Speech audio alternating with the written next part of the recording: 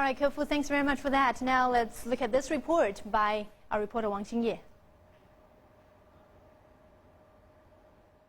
This is considered home away from home for many lesbians, gays, bisexuals and transgendered people. Beijing LGBT Center has been dedicated to helping social minorities. Since it was founded a few years ago, board member Xu Bin, an openly lesbian, has been calling for equal treatment for the LGBT group. She says many lesbians were unhappy at being banned from donating blood. I went to donate blood many times before 1998 when there was no ban on lesbians. I found we were banned after the Wenchuan earthquake in 2008, when many injured people needed blood. Many lesbians told me they didn't understand why, they just wanted to help. Xu pays great attention to her colleagues and has set up another organization called Tongyu, offering particular care to lesbians.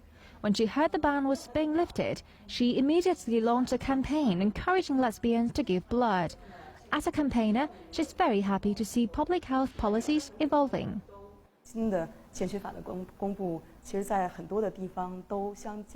The new regulations is certainly a step forward in eliminating discrimination towards homosexuals, as it doesn't use that term anymore. Instead, it targets clearly men sexually active with other men. Though not absolutely correct, the government's awareness in men in the law is encouraging.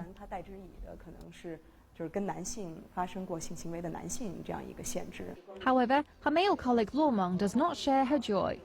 Luo found himself interested in men at high school. He always knows that his group is not allowed to donate blood, even if many practice safe sex and do not fall into a high-risk HIV category.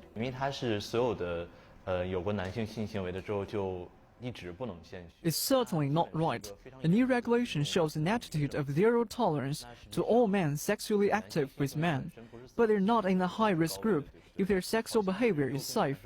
Also, by targeting this particular group again, the public will have an even worse impression of us.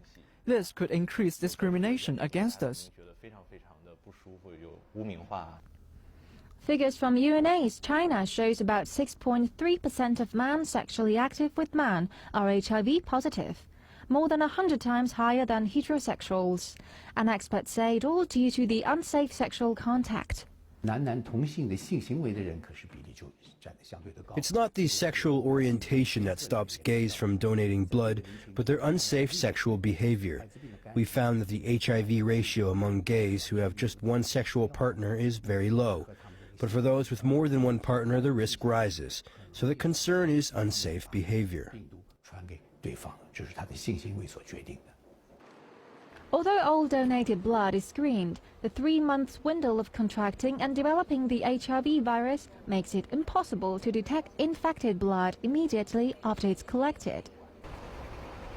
Here it says homosexuals are not allowed to give blood, but this form will get updated in a few months. The description here will be man sexually active with other man.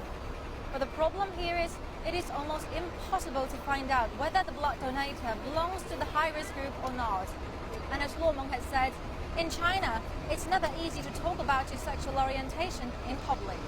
Wang Xingye, CCTV, Beijing.